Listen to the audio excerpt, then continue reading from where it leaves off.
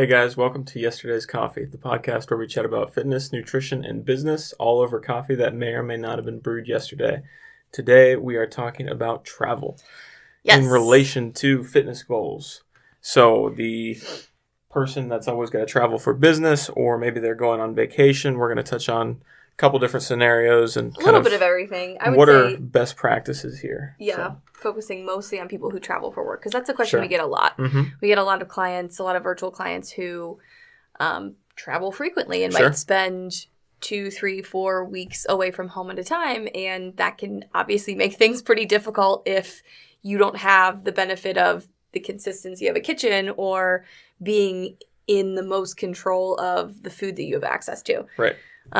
So I would say let's chat about vacations and stuff first. Okay. And then kind of go into like people who are traveling for business. Sure. Because everybody deals with this a little bit at some point, right? Because most of us get to take a trip at some point or are going to go away for a weekend or something like that. Yeah. And I think the biggest question is it a vacation? Is it truly a break? Is it just a trip to visit somebody? Is it a trip for family? Or again, is it a business trip? Because I think you should enjoy vacation. Right. Yeah. No, that's why I think it makes sense to talk about vacation first, is because if you're going on vacation, I mean, unless you've got some sort of crazy circumstance or something that's, for whatever reason, you've got an event right after a vacation that you plan. Well, because most people's like goal timeline is for vacation. So the thing is, like, if you're already to the vacation, then just enjoy it. Right. You know what I mean? If you're like, trying to plan a vacation the week before some sort of body composition related event, then that's probably on you. Because yeah, so if it's a vacation, enjoy yourself. Like if you're gone for a week, I don't even really tell anyone to hold on to any restrictions with that. The only thing I might say is stay hydrated and make sure you're eating protein. But other than that, enjoy yourself. It's a vacation. You should enjoy yourself. If your goals are long-term health goals, long-term weight-related goals, you can push pause for a week to enjoy time with your family. And actually, some people end up losing weight on vacation because it might involve activities that are, more active than your normal work life. It's pretty common. Less stress. Less stress. Like people go on vacation and because they actually get to relax and just not do anything work-related, they end up losing weight because their body's less inflamed. Yeah, it's amazing what that can do for you. Yes. So I think that's pretty easy to answer that question. Yes. It's vacation. So please just enjoy your vacation yourself. And don't worry about trying to be on a diet on vacation. Right. It's not the end of the world. You can push pause and you can come right back to things afterwards. And if you build a solid foundation, like if you're focusing on building healthier habits before you go on vacation, then that vacation will probably impact you less anyway, just to begin with. Yeah, the one thing you want to avoid, obviously, is letting that derail everything. Because I've seen that you don't want it to spiral. Too. You don't want it to spiral. You don't want to be like, oh my God, I did so bad on vacation and now I just don't care anymore. No, that is the opposite of what you should be thinking. Like, and that's you got common. to enjoy your vacation and now you get back to life and you get back, back on track. That's be able to what it should be. Compartmentalize. So it's just going on vacation. I'm going to enjoy myself. As soon as it's over, I'm back at it. So I think that's pretty straightforward. Absolutely. So a vacation should be a break. Please live your life and enjoy it. I would say the next kind of trip that most people would take would be just like to visit family for some sort of family event.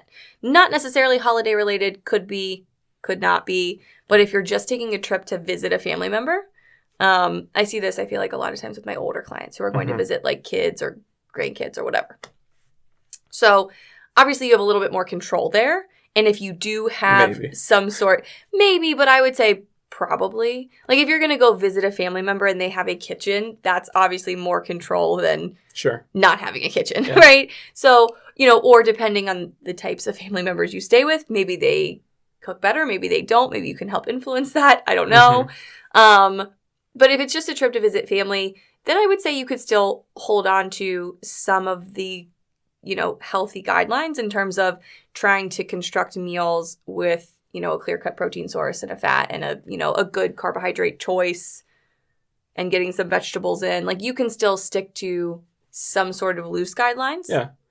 I mean, again, it comes down to what you're there for. If it's a vacation with your family, But that's not what I'm talking about. Same rules apply. If it's just whatever other reason you go to visit family out of town and stay for an extended time. Other people do that. No, I'm sure they do. Other people do that. I'm not saying they don't. I'm saying if that's the case, then sure. It's it all comes down to what that time is for. If it's for a break, then obviously you want to go have fun, enjoy yourself, and not worry about getting hung up on your diet and all this nutrition stuff. But if you're just taking this trip and it's just a regular part of whatever's going on that month and it's not any special thing, then obviously being in that situation where you can still make it to the grocery store, you can still have food prepared that you know what it is, and then maybe you have access to a gym facility or whatever else. Obviously, the more things you have under your control, the easier it is to stay on plan with whatever you're doing. So you don't necessarily need to let that be an excuse because you've got access to all these facilities too. Yeah, I think that's the biggest thing I'm trying to say is, like, if it's just a family trip and it's not necessarily a special occasion or a vacation, I don't think it's 100% fair to use that just as an excuse why you couldn't stay on track. I mean, at the end of the day, if you're making excuses, how bad do you want this goal? Yeah.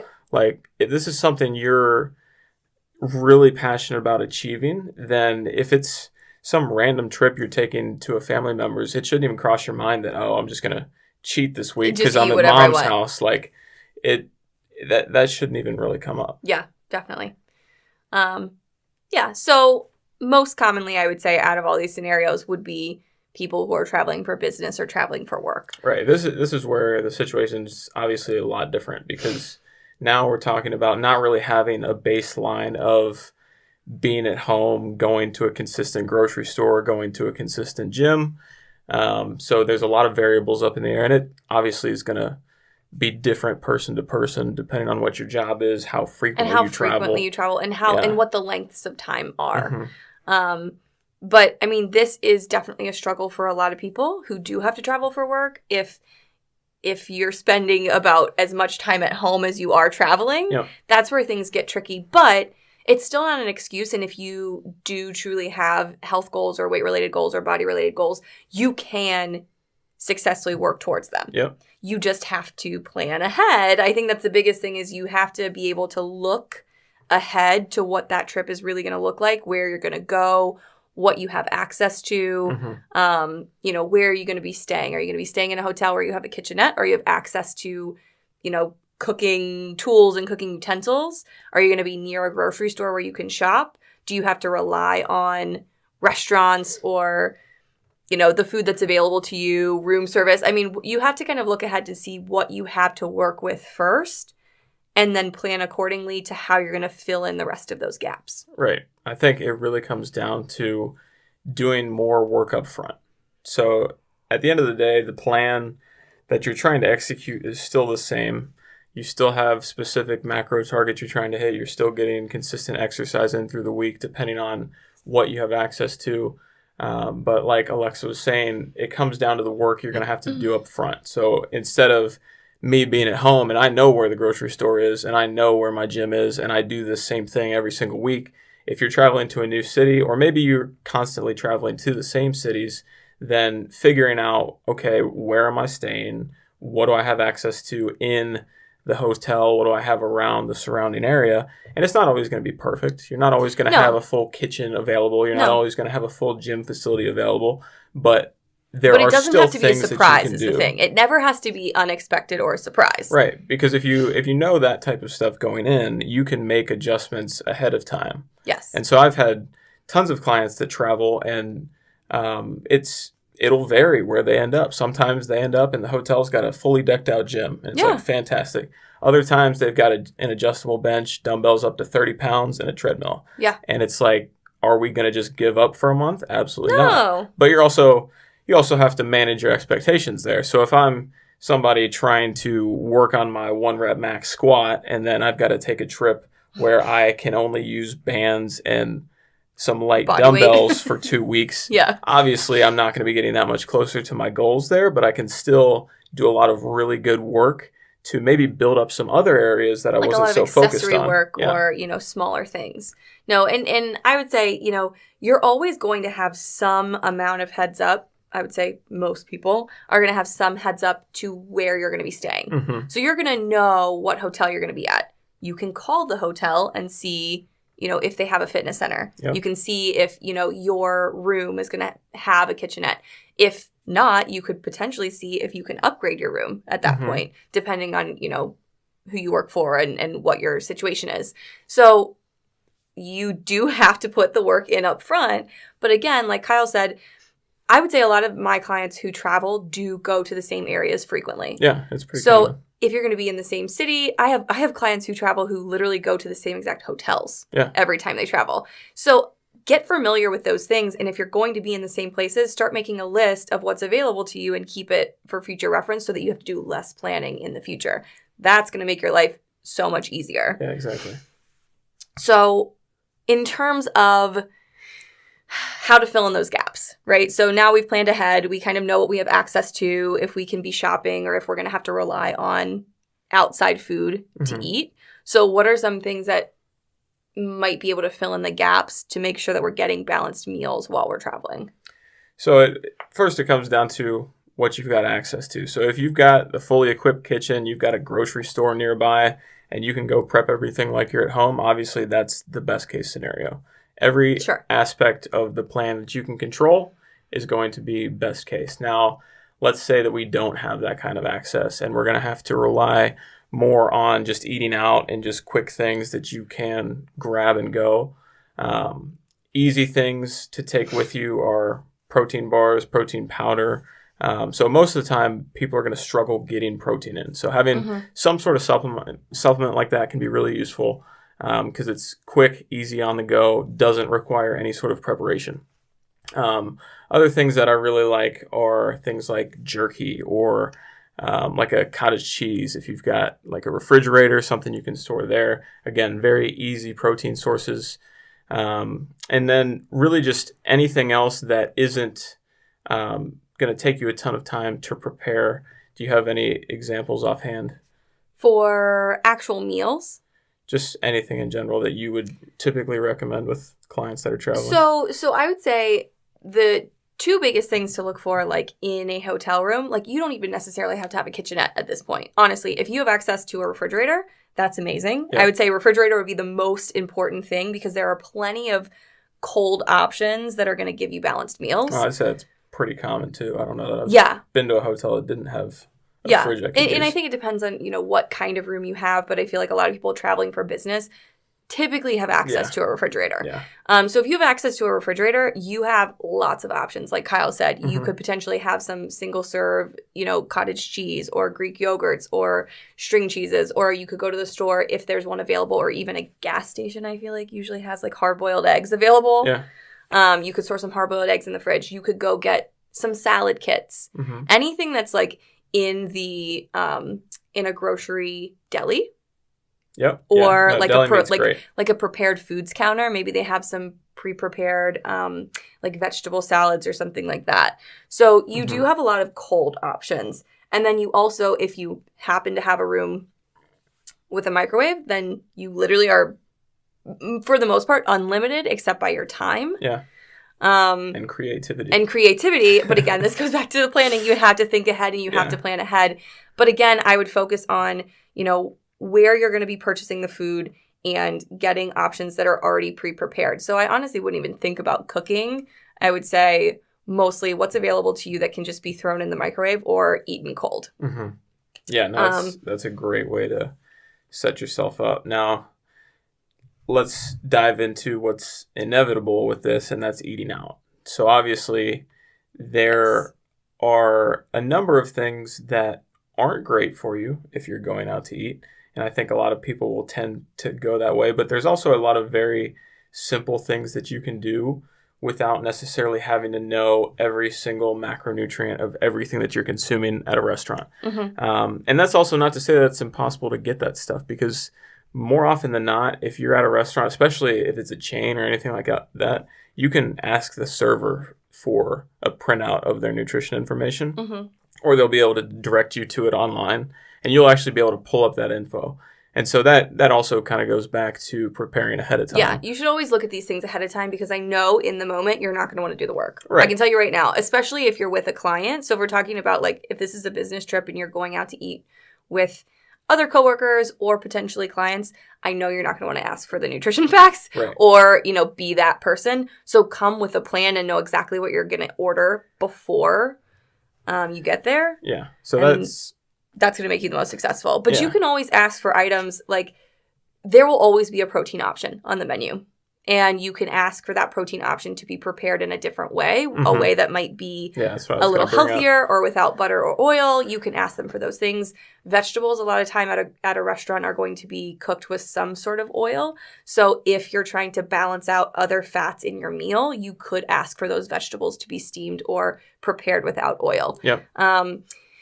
Not all restaurants are going to let you make a lot of modifications. But most of them will. Most of them will. Most of them will. Yeah, it's not normally an issue. And it's one of those things where I like to go into that restaurant knowing in my mind what my typical meal is looking like. So if you think back to if you were preparing a meal based on your current plan, what those portion sizes look like, try to aim for that. So I'd typically be aiming in like the 6 to 8 ounce range of protein source for myself. And then a carb source that's probably like a cup or two, depending on what it is. And then a vegetable source that'll probably match that. Mm-hmm. And you can very easily piece that stuff out and just order it basically a la carte like that. Yeah. Well, and you have to realize, like, there's always going to be some sort of option for you. So it's like you can find your protein option. There's more than likely going to be some sort of rice option or a, like, baked potato option. Yeah. Like easy a rice or potato.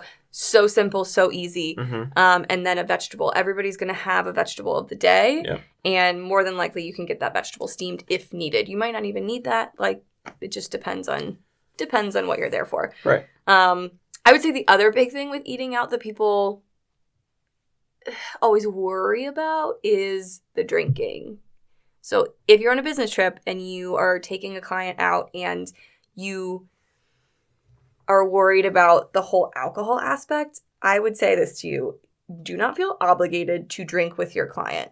I know that most people, I don't know if you get a lot of this. I get a lot of this where people are like, well, I can't just like, I want to schmooze them and like I want to be able to buy them a bottle of wine, but like I can't buy them a bottle of wine and then not drink any. And it's like you can impress them in other ways. It doesn't have to be with alcohol. Or and pretend that you're going to the bathroom, run up to the bartender and tell them, just give me a cup of water and act like it's got vodka in it. Or lie. I mean, that's the other. You don't have to feel obligated to have an excuse. Throw an olive in my cup of water martini. Whatever it takes there. Fake a headache. Tell them you've had a headache or you get migraines. Everyone will believe a headache, to be honest. Like, don't tell them you're sick because then they're going to be like, ooh, why did you bring me to dinner if you're sick? Right. Just tell them you have a headache or, make something up. Or if it's a one-off situation, have a drink. It's not a huge deal. No. Again, that's not going to kill you, but right. If you're taking clients out to dinner every single night of your 2-week business trip, you probably want to moderate it a little bit. And don't tell me when I'm your coach that, I had to because I took a client out. You didn't have to. No, you didn't have to. Nobody was closing that deal because you were drinking. You had alcohol. An extra drink. That's not what it was. So definitely keep that in mind and just kind of moderate your alcohol consumption. I think sometimes too, people use business trips and like, what word am I looking for? When you meet a lot of people, networking, as a reason for why they have to like indulge in alcohol or drink. Loosen up, right? Be part of the group, have a good time. But again, like your health is really important. And if you truly want to see progress on your goals, right, then you have to make some sacrifices. Mm-hmm. And that might be it. Yeah. I mean, with everything that you're doing, there always will come a point where it's like, how badly do you want it? If you're going to let a client dinner throw off everything that you're doing, how bad do you really want it? Yeah. And it's one of those things where you do have to make some sacrifices here or there. You're not going to be able to just go out and do everything you want all the time. You can't eat pizza all week. You're going to have to do more work. There's no way around it. You have to do more work. It's harder. There's a reason people aren't in the shape they want to be in. You have to commit to making certain sacrifices. Those sacrifices do not have to make you miserable, but it's not always a cakewalk. Like, it's not always, like, the most fun thing ever. Yeah, and there will be nights where you have to suck it up. You're not going to enjoy every single second of it. Yeah. But keeping that in balance with the rest of your life, having some days in there where you go out, have a good time, that's totally fine. It's just a matter of doing things right 90% of the time and then allowing yourself to have that extra weekend or two a month where you can go out, have some fun, indulge in the client dinner and everything else, or whatever you're doing, and not worry about it. Well, because it goes back to consistency, which we talk about all the time. Like, how consistent you are. Seems to be a common theme. On a daily basis. And, like, those one-off situations aren't going to hold as much weight. Right. So, along the same vein as alcohol, then, is one of the most important things, I think, at least, is hydration while you're traveling, because that's the one thing that everyone always forgets. For the most part, people aren't forgetting to eat every single meal. They might skip a meal or two here and there.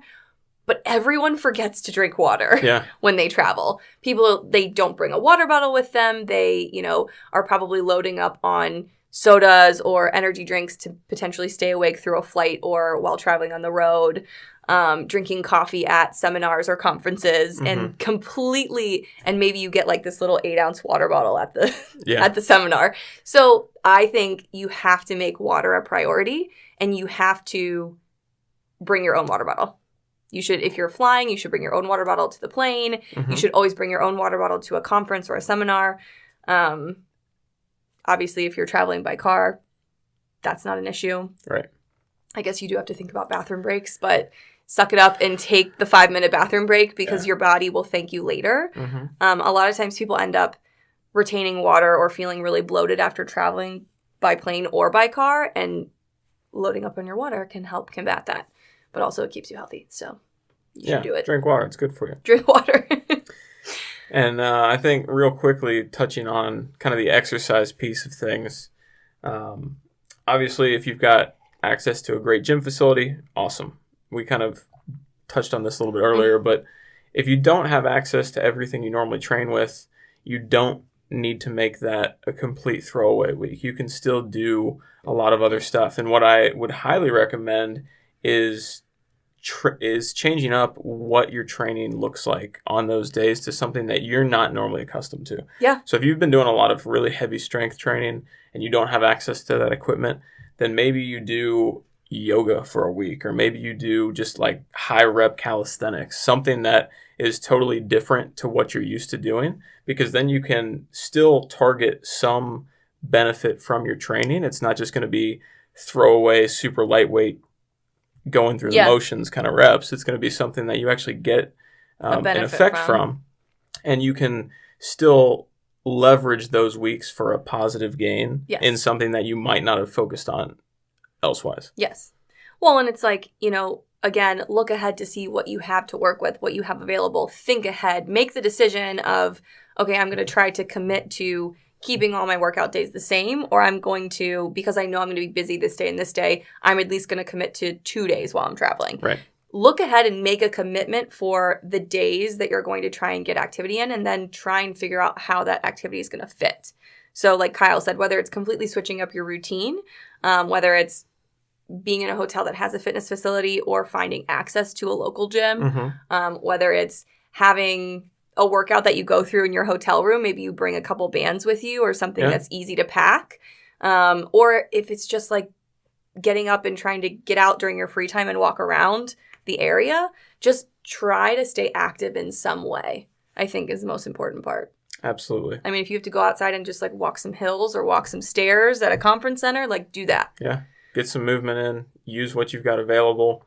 If it's not perfect, don't worry about it. Switch things up, and maybe you get something new out of it. Well, and again, like if you can try and get consistency with your diet from, being at home to traveling, I think taking that first step is important, and then working on like, okay, now how can I add activity on top of this? Yep. If you travel frequently, like it's going to come up enough where you can kind of take it step by step. Because I think keeping your food consistent first and foremost will be way more helpful. Definitely. Than just trying to like get random activity while you're traveling. Absolutely. I do want to kind of backtrack just a little bit to actually being in the process of traveling and how to make that work for you the best. So in terms of like if you're going to be on a plane or if you're going to be in a car, planning for those moments. So we kind of talked about the before and the after or like the during trip, but like being in the process of actually traveling to your destination, making sure that you have either snacks packed or meals packed or things with you that are available so you don't have to rely on crappy airport food or fast food or gas station food. What I usually tell my clients to do is to pack a cooler because you can actually pack a cooler on a plane as well. You just obviously can't put ice in it. You can have just like cold snacks available. So some of the things that we talked about before, whether that's, you know, maybe some dairy products or a couple hard-boiled eggs, or if you're just going away for a weekend trip, you could, this is an option, you could pack a few full meals if you're going to have access to a refrigerator wherever you're going, and be able to use those because they're already done. You already know what's in them. You don't have to spend the time going to go buy that stuff or find that stuff or put it together. So that's a time saver, I think. Obviously easier to do if you're traveling in a car, but like you can pack some sandwiches, you can pack some fresh fruit or some fresh vegetables. So you always have the option to bring as much with you as needed to make sure you're filling those gaps so that you're not stopping by like McDonald's on the way. Yeah. No, I think that's a good move. And that could be especially useful if you're somebody that is on a very consistent travel schedule where you're always gone and you have very little control of how often you're home. And so being able to, again, take more of those variables into your own hands, prepare the food ahead of time, and then bring it with you will make things just simpler in the long run. Again, it is more of a time commitment up front. It's more time before you actually travel. But if you were to try to stick to a plan, it's going to be easier and it's actually going to save you time on the trip itself. So you kind of have to decide where and when you're going to spend that time. Because you're going to spend it regardless if you truly want to stay on track. Yeah, there's no doubt. You're going to be working harder to do this because you're traveling. Yes. But at the end of the day, it's totally doable. Absolutely. You could also, I would say, buy some of those, like if you have a meal prep service. Yeah. You could also just like grab a couple of those and take those with you. Right, yeah. That would be something quick and easy. Those are kind of in the similar vein. You're just not preparing it yourself. Definitely. Well, yeah. Never mind. Yeah. I was going to say, I mean, also if you get a per diem, like I guess you could just like load up on some of those meals too and they would be paid for technically. Yeah. So. Whatever works for you. Yeah. Spend that money wisely, I guess. Keep yourself on track. So thank you guys for tuning in this week. If you have any questions for us that you'd like us to cover in the future, feel free to reach out to myself at HypertroFit.com, and you can find Alexa at therootedrd.com. And we will see you guys again next week. See you guys next week.